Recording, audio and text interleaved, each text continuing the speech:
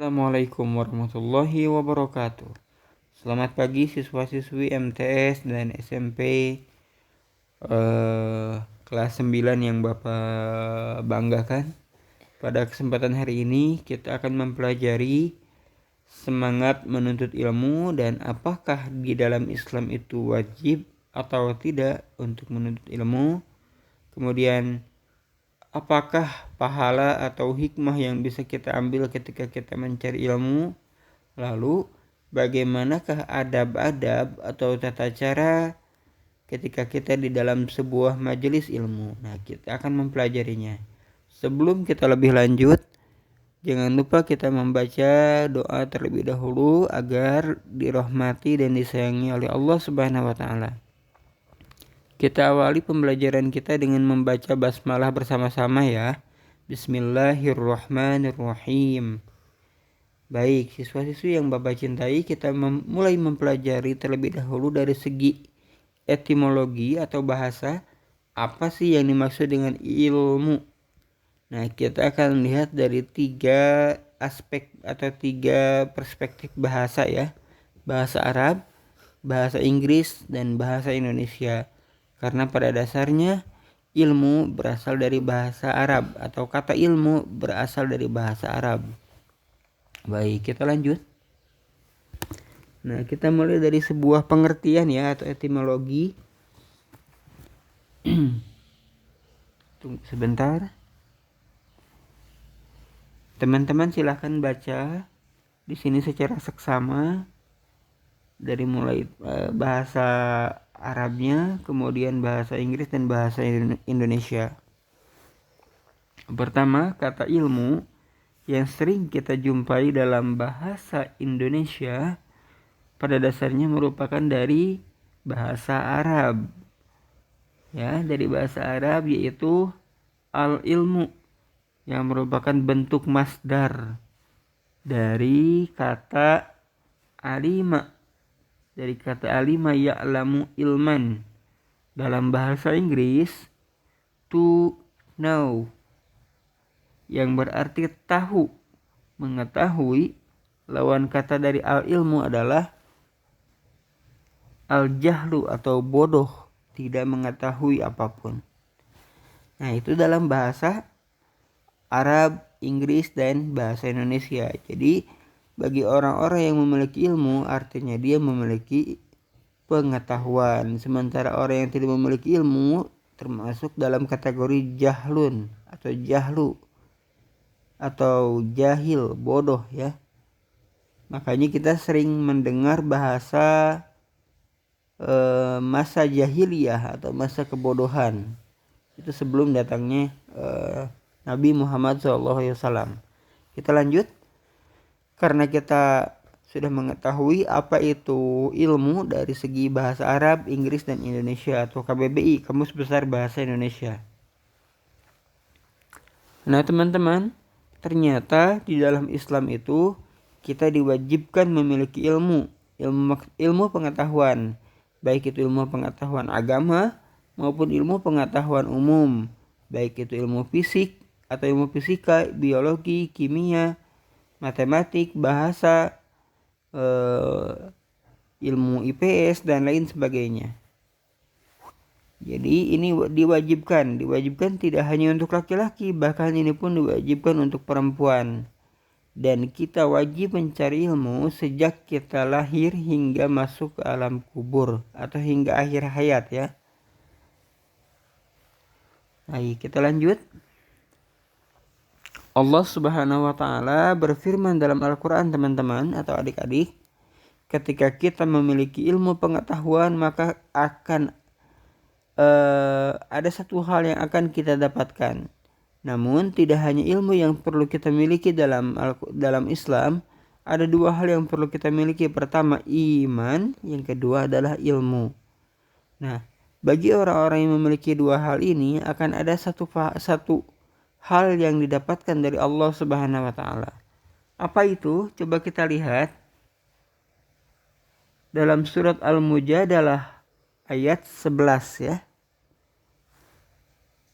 Atau ya betul ayat 11. di surat Al-Mujadalah ayat 11. Jika ada yang kurang tepat, nanti adik-adik silakan koreksi, dilihat di ayat Al-Qur'annya ayat berapakah ini. Baik, kita langsung pada intinya saja. Bapak akan berikan garis bawah mana hal yang penting di sini. Allah Subhanahu wa taala berfirman dalam Al-Qur'an. Coba perhatikan di ayat yang Bapak berikan garis bawah. Nah, di situ Allah Subhanahu wa taala berfirman dalam Al-Qur'an, "A'udzu billahi minasyaitonir rajim. Yarfa'illahu alladzina amanu minkum walladzina utul ilma darajah."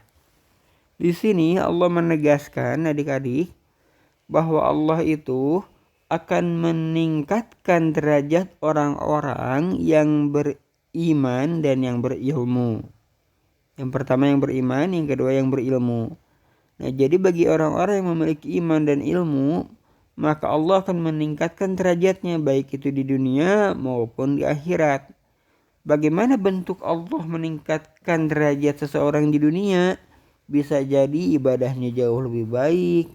Kemudian Allah juga memberikan hal-hal yang memang dia butuhkan. Contohnya, misalkan bagi orang-orang yang berilmu, dia mendapatkan jabatan tertentu, pekerjaan yang layak, kemudian juga dihargai dan dicintai serta dibutuhkan oleh masyarakat. Contohnya siapa sih orang-orang yang kita teladani di masa modern ini? Kalau di masa lalu hingga saat akhir zaman, tentu yang bisa kita teladani adalah Nabi Muhammad SAW. Beliau memiliki iman yang kuat, memiliki ilmu yang sangat luas sehingga beliau sukses di dunia maupun di akhirat. Buktinya apa? Nabi Muhammad bisa menyebarkan Islam ke seluruh dunia. Ini bukti kesuksesan beliau. Lalu apa bukti kesuksesan beliau di akhirat? Insya Allah dengan izin Allah beliau akan membawa seluruh umatnya ke surganya Allah. Amin ya Allah rabbal alamin. Lalu di masa modern ini siapa sih yang bisa kita contoh? Orang-orang yang beriman dan berilmu sehingga dia mendapatkan derajat yang mulia di dunia. Karena kalau di akhirat belum tentu kita bisa lihat ya. Namun di dunia ada beberapa orang atau banyak orang yang bisa kita contoh. Ada Habibie, B.J. Habibie, presiden kita yang ketiga. Kemudian ada juga Khairul Tanjung dan masih banyak lagi. Contohnya Habibie, beliau adalah orang yang mungkin bisa kita katakan dekat dengan Al-Quran, bahkan mempelajari teori-teori pesawat penerbangan, ilmu penerbangan dari Al-Quran, sehingga beliau memiliki ilmu yang luar biasa, iman yang bagus, sehingga beliau pun mendapatkan jabatan yang tinggi, yaitu sebagai Presiden Indonesia yang ketiga. Ini bukti orang-orang yang beriman dan berilmu, Allah akan tingkatkan derajatnya, bahkan meskipun masih di dunia. Baik, kita lanjutkan. Allah atau Rasulullah SAW memberikan penegasan dalam sebuah sabdanya, yaitu thalabul ilmi faridatun ala kullil muslimin wal muslimat.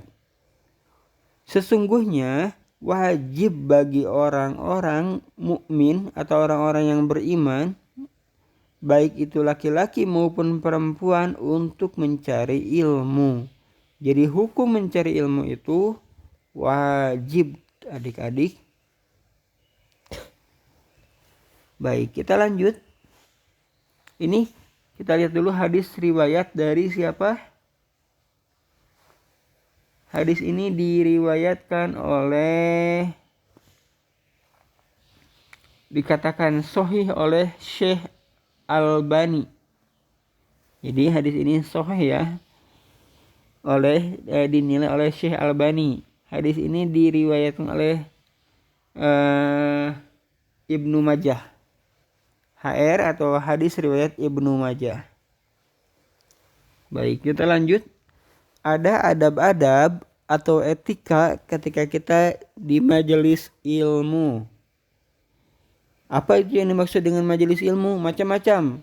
Sekolah, madrasah, masjid, dan segala tempat yang dijadikan untuk belajar antara guru dan siswa, maka itu disebut dengan majelis ilmu. Lalu apa saja adab-adabnya atau etika ketika mencari ilmu? Coba lihat dan perhatikan baik-baik. Di sini ada beberapa poin. Ada beberapa poin, yaitu ada 9 poin. Coba kita perhatikan. Yang pertama, memberikan salam kepada orang yang ada di dalam majelis ilmu. Jadi diupayakan sebelum pengajian dimulai, sebelum penceramah atau gurunya memulai pembelajaran, ketika kita masuk kelas maka ucapkanlah salam atau assalamualaikum, baik itu kepada guru maupun kepada orang-orang yang sudah hadir di tempat majelis ilmu atau di sekolah. Yang kedua, tidak berbisik-bisik yang menimbulkan prasangka orang lain di majelis ilmu tersebut. Jadi diusahakan nanti kalau kita sudah belajar, masuk di sekolah, masuk di masjid atau di madrasah, kita dianjurkan tidak berbisik-bisik karena takutnya menimbulkan fitnah. Misalkan antara A dan B berbisik-bisik, maka orang yang lain akan berpikir, wah itu membicarakan saya nih, ini membicarakan saya tuh, maka akan menimbulkan fitnah. Usahakan ketika kita di masjid atau di sekolah atau di tempat majelis ilmu lainnya tidak berbisik-bisik dengan teman kita, karena itu akan mengganggu pembelajaran dan menimbulkan fitnah. Yang ketiga, coba perhatikan, duduk di tempat yang tersisa dan berlapang di dalam majelis. Di dalam majelis. Jadi ketika kita terlambat masuk atau mengikuti pembelajaran, maka jangan menduduki tempat yang sudah diduduki oleh orang lain.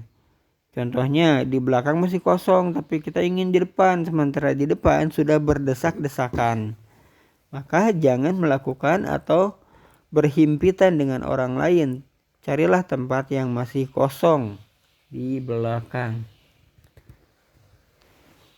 Yang keempat, tidak banyak tertawa saat berada di dalam majelis ilmu. Jadi ketika guru menjelaskan, ketika ustadz menjelaskan tentang hal apapun, baik itu ilmu pengetahuan agama ataupun yang lainnya, kita tidak boleh tertawa. Pertama itu untuk menghormati guru, yang kedua tidak mengganggu teman-teman kita saat kita belajar, yang ketiga agar kita fokus dan dapat memperoleh hikmah dari ilmu yang disampaikan oleh guru-guru kita. Yang kelima, ini harusnya yang kelima ya, mohon maaf ada salah pengetikan. Yang kelima, tidak mengambil tempat orang lain yang pergi sebentar dari majelis. Jadi ketika ada orang yang mungkin ke toilet dulu atau keluar dulu sebentar karena ada keperluan yang mendesak, kita tidak boleh menduduki tempat tersebut agar orang lain tidak merasa tersinggung atau tidak kehilangan tempat, karena mungkin orang tersebut nyaman di tempat tersebut. Kemudian yang berikutnya, memperhatikan kesopanan selama berada di dalam majelis. Jadi selama di dalam majelis, usahakan kita harus berperilaku sopan santun yang baik, beretika yang baik, agar guru dan teman-teman kita bisa mengikuti pembelajaran secara seksama, nyaman, dan khusyuk. Kemudian berikutnya, menjaga pembicaraan di dalam majelis ilmu. Jadi kita harus menjaga pola bicara kita, cara bicara kita ketika guru mengadakan tanya jawab. Silahkan adik-adik atau silahkan para hadirin untuk bertanya terkait hal-hal yang belum dipahami. Nah, maka gunakanlah tata cara bahasa yang sopan santun dan tidak menyakiti, baik menyakiti guru ataupun menyakiti teman-teman kita. Gunakan tata bicara yang baik, sopan, santun agar ketika berinteraksi semuanya merasa nyaman. Berikutnya, poin terakhir, atau mungkin masih ada poin berikutnya, kita lihat di slide berikutnya. Menutup majelis ilmu dengan membaca doa penutup. Bagaimana sih doa penutup dalam sebuah kegiatan atau majelis ilmu? Yang singkat itu diantaranya adalah Subhanakallahumma wa bihamdik asyhadu an la ilaha illa anta astaghfiruka wa atubu ilaih. Ini adalah doa kifaratul majelis atau doa akhir majelis. Berikutnya, ya sudah selesai. Jadi adik-adik silahkan manfaatkan waktunya untuk tetap belajar, stay at home di rumah. Kalaupun harus keluar maka jaga jarak dengan orang lain, jauhi kerumunan dan tetap memakai masker serta rajin mencuci tangan. Mudah-mudahan pembelajaran kita hari ini ada manfaatnya dan dapat diamalkan dalam kehidupan sehari-hari. Silahkan manfaatkan segala fasilitas yang ada untuk mencari ilmu, praktekkan atau aplikasikan tadi terkait dengan adab-adab mencari ilmu atau di dalam sebuah majelis. Mudah-mudahan Allah meridhoi apa yang kita lakukan serta kita dapat dipertemukan kembali di masa yang akan datang atau di waktu yang akan datang dan di syurganya Allah. Amin ya Allah ya Rabbal Alamin. Mari kita akhiri pertemuan pembelajaran hari ini dengan membaca doa kifaratul majelis. Subhanakallahumma wa bihamdika asyhadu an la ilaha illa anta astaghfiruka wa atubu ilaih. Burung irian, burung cendrawasih. Cukup sekian dan terima kasih. Akhirul kalam. Assalamualaikum warahmatullahi wabarakatuh.